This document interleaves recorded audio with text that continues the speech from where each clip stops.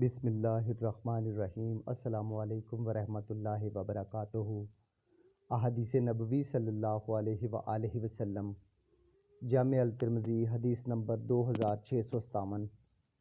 ہم سب کی ذمہ داری ہے کہ جو حدیث ہمارے سامنے یا نظروں سے گزرے اس پہ تحقیق کریں، آیا کہ وہ حدیث آتھینٹک ہے یا نہیں۔ اگر آتھینٹک ہے تو اس کو شیئر کریں، آگے پھیلائیں، اپنے دوستوں تک، اپنی فیملی تک پہنچائیں تاکہ کوئی بھی اس پر عمل پیرا ہو سکے۔ آمین۔ بسم اللہ الرحمن الرحیم۔ السلام علیکم ورحمۃ اللہ وبرکاتہ۔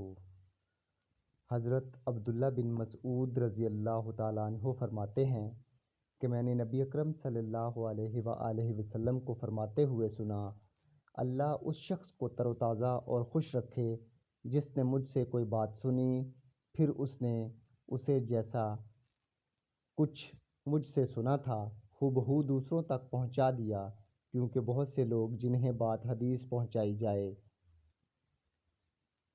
پہنچانے والے سے کہیں زیادہ بات کو توجہ سے سننے اور محفوظ رکھنے والے ہوتے ہیں۔ حضرت عبداللہ بن مسعود میں اللہ be pleased with him said, I heard the Prophet peace and blessing of Allah be upon him say, May Allah bless the person who hears something from me, then he hears it from me.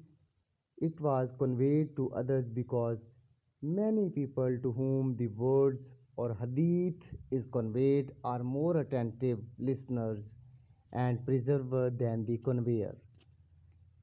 اللہ تعالیٰ سے دعا ہے اللہ تعالیٰ احادیث نبوی صلی اللہ علیہ وآلہ وسلم پر عمل پیرا ہونے کی توفیق عطا فرمائے۔